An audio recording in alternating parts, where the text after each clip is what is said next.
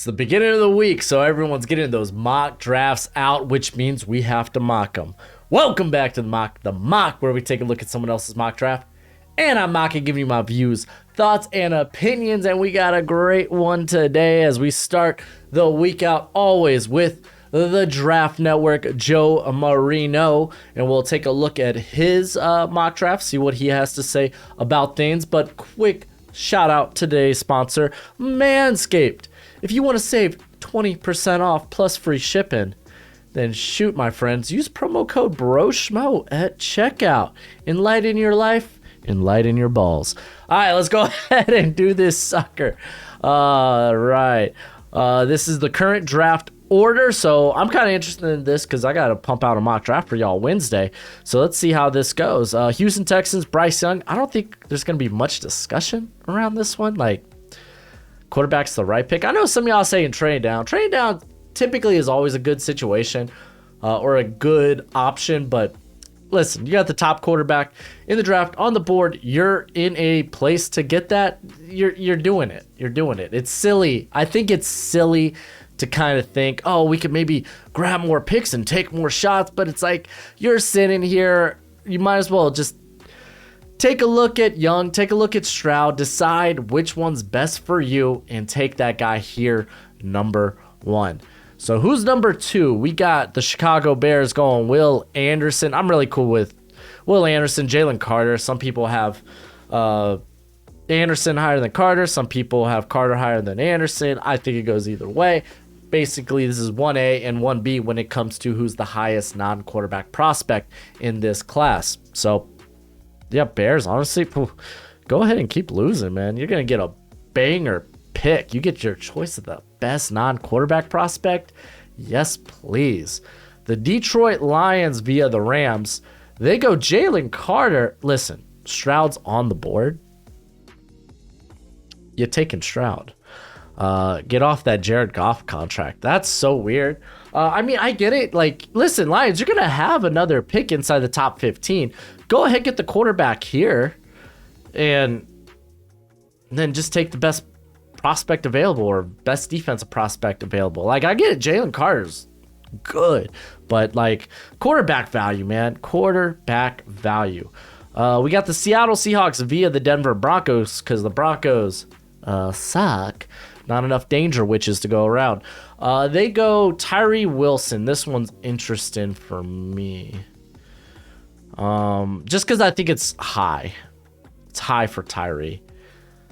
I mean, to be fair, if you're higher on Tyree Wilson than Myles Murphy, then okay. I think that's fine. For me, I love Myles Murphy. That's kind of my dude. I think Tyree Wilson's inside the top 15 for me. So it's a bit more of a reach in comparison to Murphy, but I could see people having it the other way around. So I guess it kind of is what it is. You get a guy that can be this 3-4 end, or even a cat that could kick out 9 There we go. And he's just a versatile pass rusher guy that has a lot of production to his name. Will be at the Senior Bowl. I should do a Senior Bowl video on guys going to the Senior Bowl or guys that should go to the Senior Bowl. So maybe that'll be in the works this week. Pittsburgh Steelers, they go Broderick Jones. This is the Broderick Jones, OT1. Holy freaking moly. So I kind of like Broderick Jones for the Steelers because he is already a very good run blocker. But I mean, the dude has ideal length. You know, he's got good movement skills. He's just got to get better with the footwork. But he's got the length, wide base, strong as an ox. I'm just surprised to see him being offensive tackle 1. So that is interesting to me because it looked like he's kind of fallen, like this has become more of a 3 tackle race as people kind of like, you got one tier, then you have the Broderick Jones tier where he just sits by himself, and then all these guys are like probably day 2. So I don't know. It's interesting. I kind of like it. Carolina Panthers take Will Levis. They have to go quarterback, right? The Charlotte Observer recently reported that the Panthers owner, David Tepper, wants Will Levis. Well, shoot then. Yeah, I guess you're taking him there. This is going to be a thing, man. tools are, I think, get Will Levis into the top 10. And I kind of talked about yesterday on the stock report. What's the difference between Will Levis and Anthony Richardson? Two guys that have been inconsistent, but have not necessarily similar, but they have these immense physical tools. And the difference comes down to one guy's gone through processing, doing something, and doing that in an NFL offense, opposed to Anthony Richardson, who really hasn't. So it won't surprise me if Will Levis sneaks into the first round, especially if you're the Panthers. You kind of gotta take a swing here, really. You really do. I don't know why y'all are winning games. Go, Joe. Quit looking in the closet. Jeez. Philadelphia Eagles via the New Orleans Saints. They go Christian Gonzalez. Ooh, I like this. Not necessarily my top corner. Another guy that's like, it's weird because we got the tackle class, which there's 4 tackles apparently now, that everyone's kind of discussing who is tackle 1, how do they order these guys. The corner class is similar in that regard, as we got Keely Ringo, Joey Porter Jr., you got Cam Smith, and Christian Gonzalez. Gonzalez did make Bruce Feldman's Freaks list. I do like the fit for the Eagles because they have played a lot more man coverage this season, and actually I think he would be a very stellar fit for that. The Arizona Cardinals go Keely Ringo. I think corner should be the top spot they want to draft, especially if it kind of falls like this that, Gonzalez is off the board, but we could really pick between Ringo, Smith, and Porter. Basically, who's the best guy? You could also make a case for the pass rush, especially with Myles Murphy still on the board. I think you might consider that. Regardless, I think it's coverage, it's pass rush. I don't want to think about the offensive side of the ball just because the defense is such a nightmare. All right, on to the Las Vegas Raiders as we got Brian Brazee going to the Raiders. I wouldn't mind Myles Murphy at this point. I really want. I do have him one spot ahead, I think, of Brian Brazee. I like Brazee, dude. This dude's got top-notch motor. If they're confident in some of the nose tackles they brought in last year, like, was it Neil Farrell? I think Neil Farrell was the one they brought in.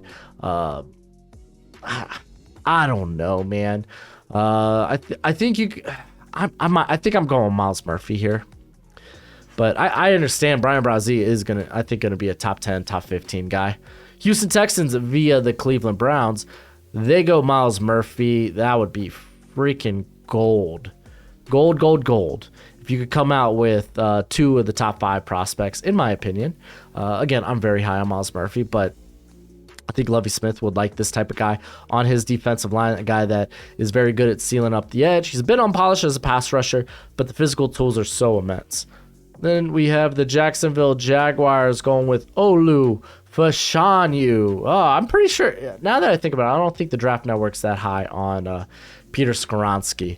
So they go tackle. Jawan Taylor, his contract does expire after this season. Cam Robinson's kind of like fine, whatever. So, dude, Olu has flown up boards. Now we're talking about him potentially top 10. I'm still more in the top 15 area, but top 10, that's intriguing. Because he is a guy that's only 19. First-year starter. So, yeah, he's going to need some development. And mainly just in the run game. Like, as a pass protector, I think he's so put together. The Detroit Lions go with Cam Smith. They went with Jalen Carter, right? And then they went with Cam Smith. This is what I mean. Okay, technically they're picking 12 here. Just go ahead and pick the top defensive prospect. Just take CJ Stroud with your first pick. He's there. He's available. Pairing him up with Jeffrey Okudah. Wow. I blanked for a second. Just gives them a pair of very versatile corners with really good size and that could really play any coverage. So I like that. The Green Bay Packers are going, well, here's Peter Skoronski.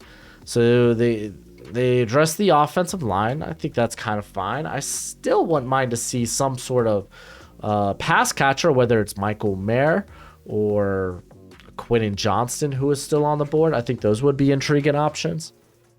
But I do understand the offensive line could use more build-in blocks. Are they moving Jenkins into, I guess, back? Like, is he going to be guard full-time? Really kind of appears that way. Maybe you have Skoronski at tackle because, I mean, shoot, David Bakhtiari hasn't really been able to stay healthy over the past few seasons. So, like, offensive line is definitely also in play for the Packers. I think there's a variety of different areas this team could go. Indianapolis Colts take... Holy crap, CJ Stroud was still on the board? I didn't know he was still on the board. See, I talked so much about Detroit taking CJ Stroud. Yo, that's wild. That ain't happening. That's silly. I gotta read this. CJ Stroud making it all the way to Indianapolis.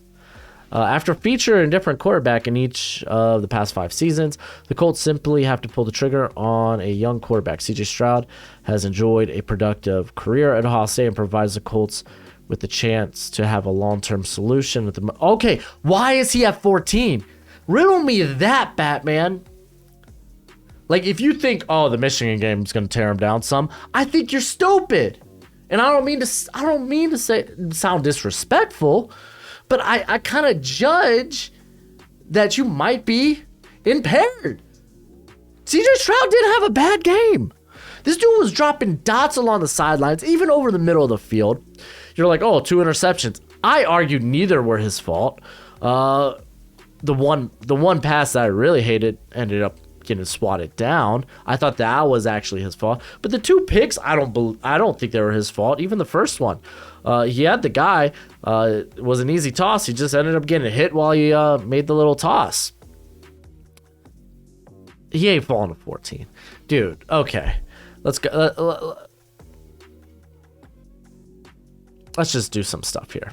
First off, shouldn't fall past here to Detroit. If I'm Seattle, I'm kind of considering it. I'm not gonna lie. Because you don't expect him to be there.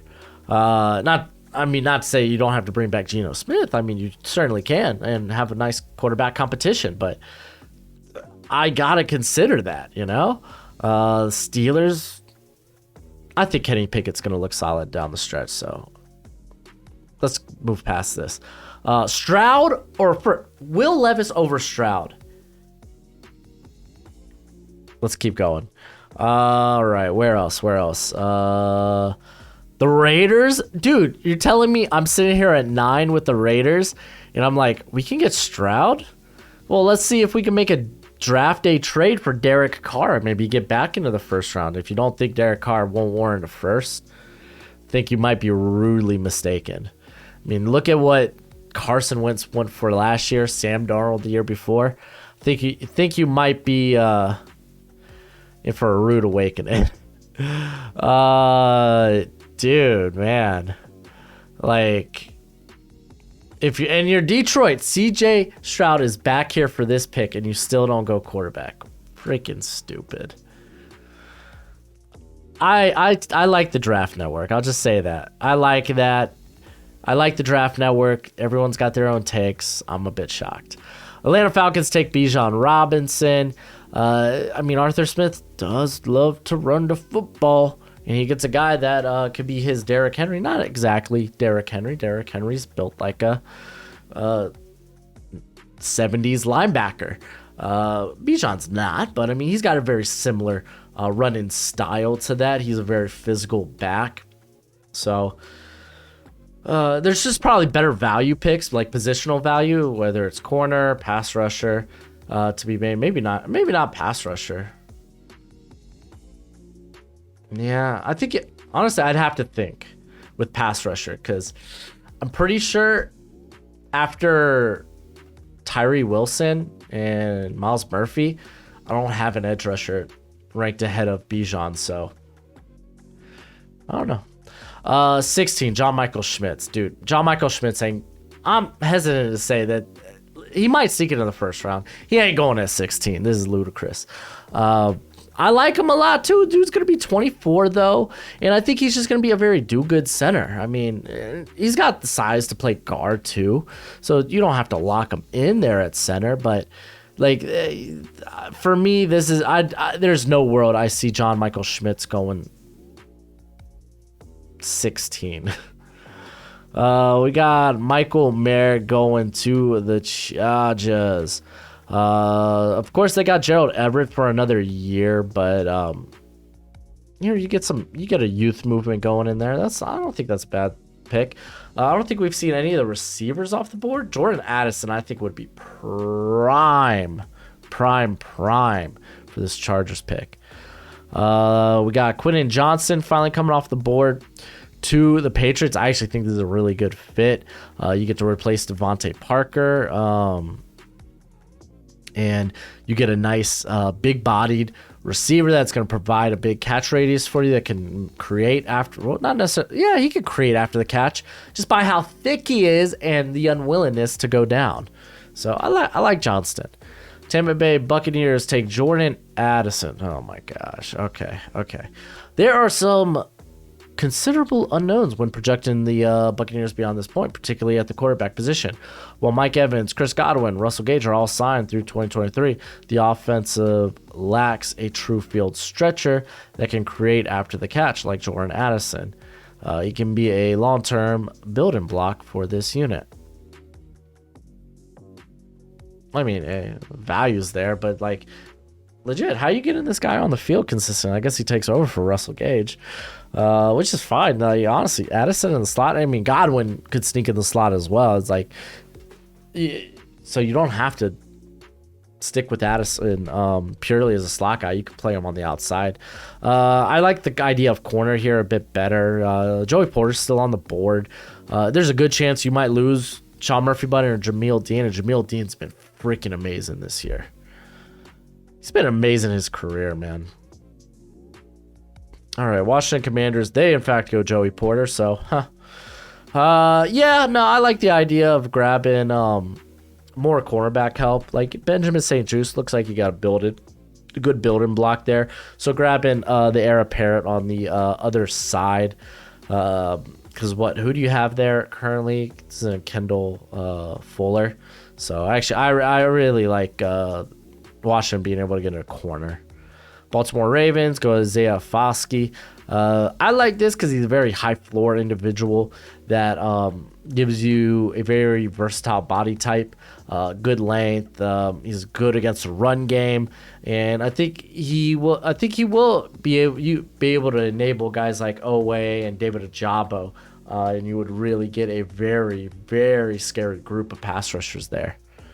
So, I mean, and also, I mean, you got JPP hanging a long-term answer. Justin Houston, more of a rotation guy at this point of his career, but again, not a long-term answer. New York Jets go Henry To'oTo'o. Don't think To'oTo'o's kind of had he's had a tale of two halves of the season. First half, honestly, started the year pretty solid. I was digging it.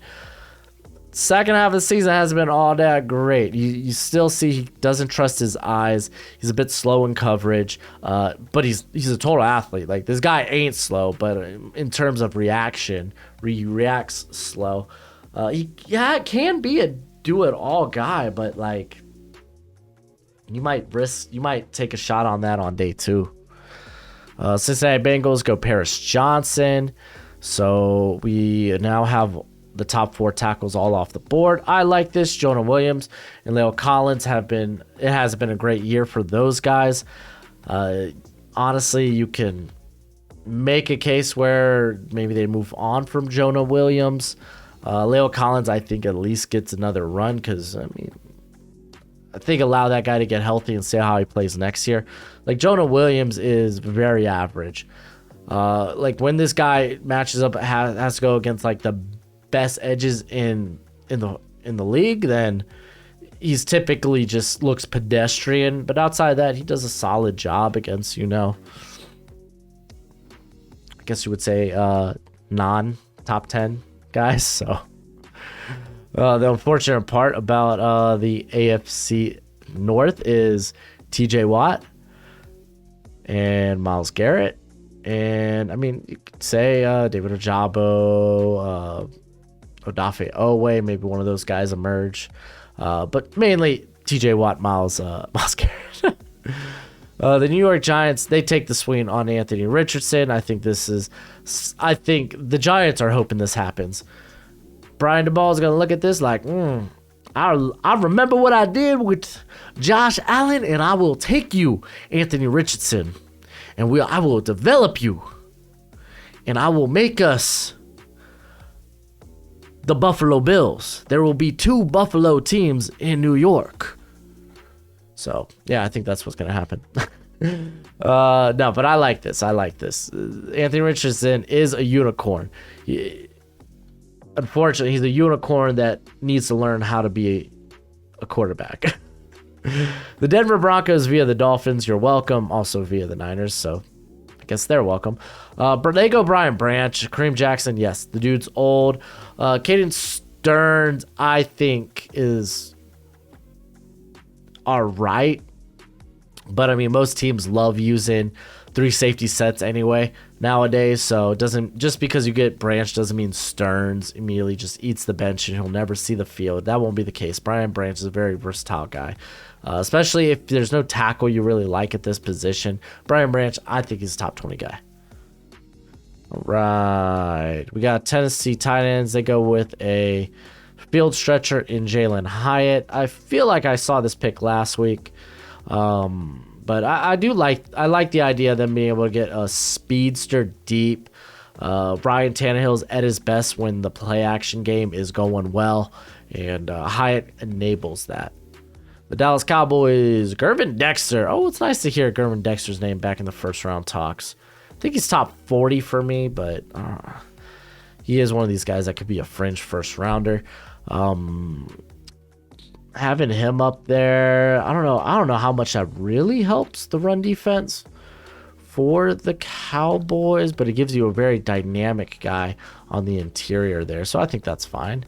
Buffalo Bills go Osiris Torrance. Honestly, that probably would have been the pick I went with the Cowboys, but yeah, no, I like being able to go Osiris Torrance, whether that's to replace Saffold or Bates. I think Roger Saffold's currently hurt right now anyway. Spencer Brown might be a guy you want to replace soon too. But yeah, Osiris Torrance, man, I think he's the only interior player that I would give a first round grade. And I actually like John Michael Schmitz. Just see him more as maybe even top 50. The Miami Dolphins forfeited their pick. Go Fins. Minnesota Vikings. A lot of people are going to love this Clark Phillips fit because he is a good fit for the defense. He may lack in size, but he's a guy that can play off coverage, zone coverage exceptionally well, and he has some big, he's a ball hawk. He's got a nose for the football. He also, this season, has had a nose for taking it to the house.